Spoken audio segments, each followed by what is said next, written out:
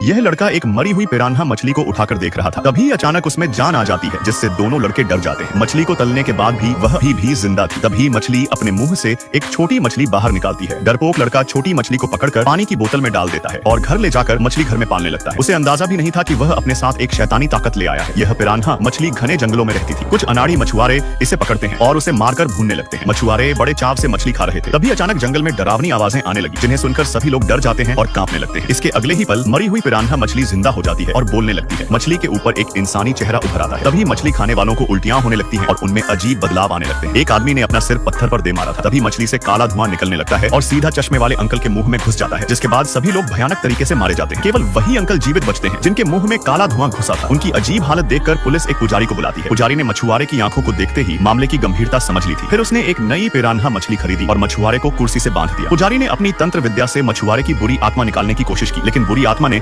पुजारी का ध्यान भटकाने के लिए उसकी मृत पत्नी का रूप ले लिया था। संकट में पुजारी ने तुरंत जादुई मंत्रों से काला धुआं मछुआरे के शरीर से निकालकर मछली में डाल दिया और उसे तेल में तलकर पका दिया था। दो लड़के छिपकर यह सब देख रहे थे। उन्होंने चुपके से भुनी हुई मछली उठाई, जिसमें से जिंदा होकर एक छोटी मछली बाहर निकली थी। लड़के ने उसे पालने का मन बना लिया, बिना यह जाने कि यह विनाशकारी मछली है। जब लड़के की मां ने पिरान्हा मछली को 2 मिनट तक देखा तो उनकी मानसिक स्थिति बिगड़ने लगी थी। वो रात के 12 बजे बाद भी पियानो बजा रही थी। उसे अपने मरे हुए पति भी दिखाई देने लगे थे, मगर बेटे की आवाज ने सब कुछ गायब कर दिया था। उसके घर में अजीब घटनाएं होने लगी थी। महिला को रात में बहुत गंदी बदबू आने लगी। उसे लगता था कि कोई उसे घूर रहा है। तभी अचानक पीछे से डरावने काले हाथों ने उसे पकड़ लिया और तुरंत बेहोश कर दिया। आवाज सुनकर जब बेटे की आंखें खुली तो वह सीधा बाथरूम में गया। जब उसने बाथटब का पर्दा हटाया तो उसने देखा कि उसकी मां पिरान्हा मछली को कच्चा खा रही थी, जो बहुत ही डरावना था। तब जाकर लड़के को एहसास हुआ कि पिरान्हा मछली में कुछ तो गड़बड़ है। लड़का पिरान्हा मछली और अपनी मां को लेकर पुजारी के पास पहुंच जाता है। पुजारी ने देखा कि महिला पर किसी बुरी आत्मा का साया है। उन्होंने अपनी विशेष शक्ति से जाना कि बुरी आत्मा एक छोटे लड़के की थी, जिसे एक अजीब बीमारी थी। उसका पूरा शरीर मछली के शल्क से ढका रहता था। पिता ने उसे बदकिस्मत समझकर तहखाने में बंद कर दिया था। भागने की कोशिश करने पर पिता ने लड़के को इतना मारा कि उसकी मौत हो गई। फिर अपने अपराध को छुपाने के लिए पिता ने उसकी लाश को जंगल में दफना दिया। लड़के की आत्मा बदला लेने के लिए पिरान्हा मछली के अंदर घुस गई थी और लोगों को मारने लगी थी। पुजारी ने लड़के की आत्मा का गुस्सा शांत करने के लिए एक शक्तिशाली जादुई चक्र बनाया। जैसे ही उसने मंत्र बोलना शुरू किया, तभी जंगल में कोहरा छाने लगा। उनके शिष्य बुरी आत्माओं के वश में हो चुके थे और नियंत्रण से बाहर हो रहे थे, जिसके कारण पुजारी को भागना पड़ा। लेकिन शिष्यों ने उसे पकड़ लिया और तड़पाने लगे। इस खतरनाक मोड़ पर पुजारी ने अपनी गुप्त शक्तियों का इस्तेमाल किया। जब वे अपनी असीम शक्तियों से शिष्यों को हराकर बुरी आत्मा को नष्ट करने वाले थे, तभी एक शक्तिशाली हवा ने उन्हें उड़ा दिया था। बुरी आत्मा का असली रूप अब सामने आ गया था, मगर पुजारी ने भी पूरी तैयारी कर ली थी। उनके हाथों पर सुनहरी रोशनी चमकने लगी और जादुई चक्र सक्रिय हो गया। उन्होंने अपने पुराने बाघ की शक्ति को जगाया। उनके बेटे में भी इस शक्ति का एहसास हो रहा था। फिर पिता पुत्र ने मिलकर प्राचीन ड्रैगन तकनीक से बुरी आत्मा पर हमला किया। अंत में बुरी आत्मा नष्ट हो गई। सभी लोग वापस ठीक हो गए, मगर पुजारी ने अपनी जान गंवा दी। सौभाग्य से उनके बेटे को उनकी शक्तियां विरासत में मिल गई थी, जो नए युग का एक महान पुजारी बनकर उभरेगा।